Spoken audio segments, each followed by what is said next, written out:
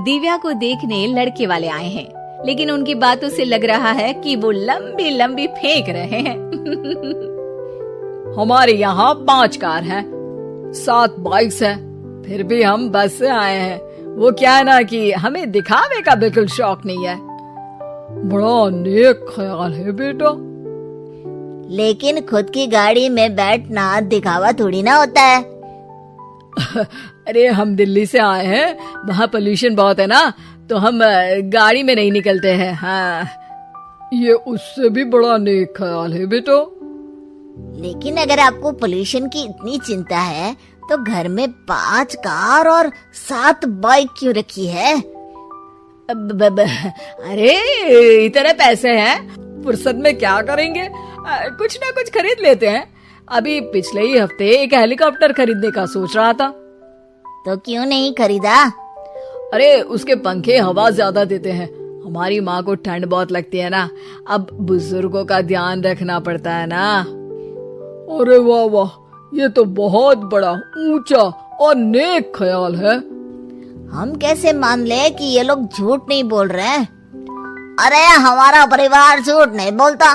दिल्ली शहर में किसी से भी पूछ लीजिएगा, हमारे बेटे का बड़े लोगों में उठना बैठना है। हाँ। अरे छोटो चुप रह, इतने बड़े लोग हैं, झूठ क्यों बोलेंगे? हमारी फैक्ट्री है, और ऐसी फैक्ट्री कि यहाँ ग्राहक आया, इधर सामान बनाया जल्दी जल्दी, और हम हर काम ना जल्दी करते हैं। हाँ वही तो, तब जल्दी जल्दी अपनी बेटी का हाथ हमारे बेटे के हाथ में दे दीजिए। दिव्या के पिताजी दिव्या के भाई छोटू की एक भी बात न मानते हुए दिव्या की शादी दिल्ली के इस फेंकू परिवार में करवा देते हैं। जब दिव्या ससुराल पहुंचती है तब आपकी कार्स और बाइक्स कहाँ है? मुझे बाहर जाना था किसी काम से। कार और बाइक्स? कौन सी कार और बाइक्स? अरे जब आप मुझे देखने आए थे तो कहा था ना कि आपके यहाँ 5 कार्स हैं और 7 बाइक्स हैं। हाँ हाँ उस दिन थी, आज नहीं है। हैं? आज कहाँ गई? अरे जिनकी थी वो ले गए। मतलब वो आपकी नहीं थी? आपने तो कहा था हमारे घर पर है। हाँ घर पर थी, बाबूजी का एक पार्ट टाइम काम है कार और बाइक धोने का। उस दिन घर पे 5 कार और 7 बाइक्स थी तो बोल दिया था। अरे झूठ थोड़ी ना बोला है, जैसा था वैसा बोल दिया। और वो हेलीकॉप्टर खरीदने वाली बात, वो झूठ थी क्या? अरे बिल्कुल नहीं, शहर में एक नई कंपनी आई है पंखे की, जिसके पंखे बड़े हैं। कंपनी का नाम हेलीकॉप्टर रखा है। जब लेने गए तो हवा बहुत तेज फेंक रहा था, तो माँ ने बोला ठंडी लगेगी बेटा। वैसे भी दिल्ली में ठंड ज्यादा होती है ना। झूठ कहाँ बोला मैंने, जैसा था वैसा बोल दिया। हे भगवान, और वो फैक्ट्री वाली बात, इधर ग्राहक आया उधर सामान तैयार। अरे वो भी तो बिल्कुल सही है। मेरा ना पानी पूरी का ठेला है, इधर ग्राहक आता है उधर पानी पूरी बना देता हूँ।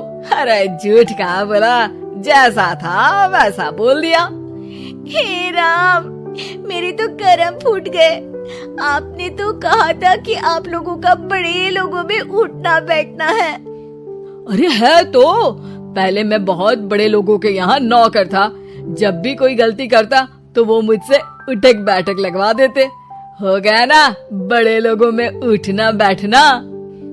दिव्या अपने साथ हुए धोखे पर रोने लगती है और ठान लेती है कि वो ससुराल वालों को लाइन पर लाकर ही रहेगी और उनकी ये झूठ बोलने वाली आदत छुड़वा कर रहेगी। आप लोग खाने में क्या लेंगे? करेला खा लूंगा। अरे मुझे तो टिंडे खाने हैं। कद्दू खाऊंगा।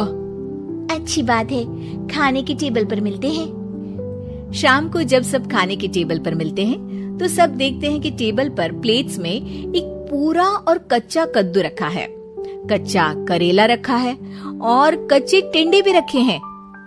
बहू ये सब क्या है? ससुर जी के लिए करेले, आपके लिए टिंडे और श्रवण जी के लिए कद्दू। अरे वो तो दिख रहा है, लेकिन ये पकाया क्यों नहीं है? आप लोगों ने पकाने को तो नहीं कहा था, बस मैंने पूछा था क्या खाएंगे, तो आपने ये कहा था कि करेले, टिंडे और कद्दू खाने वाले हैं। ये क्या मजाक है दिव्या, तुम झूठ बोल रही हो। अरे मजाक कहा है, आपने कहा कद्दू खाएंगे तो खाइए, ऐसी थोड़ी ना कहा था कि पका हुआ खाएंगे। और वो आप क्या कहते हैं, जैसा था वैसा बोल दिया, झूठ कहाँ बोला मैंने। दिव्या की बात सुनकर, समझकर सब शर्मिंदा हो जाते हैं और उन्हें अपने किए और झूठ बोलने की आदत पर पछतावा होता है। दिव्या समझदारी दिखाते हुए उन्हें सच के रास्ते पर चलने और किसी से मजाक में भी झूठ ना बोलने की सीख देती है और उनके काम में मदद करके उनके काम को और बड़ा बनाने में मदद करने लग जाती है।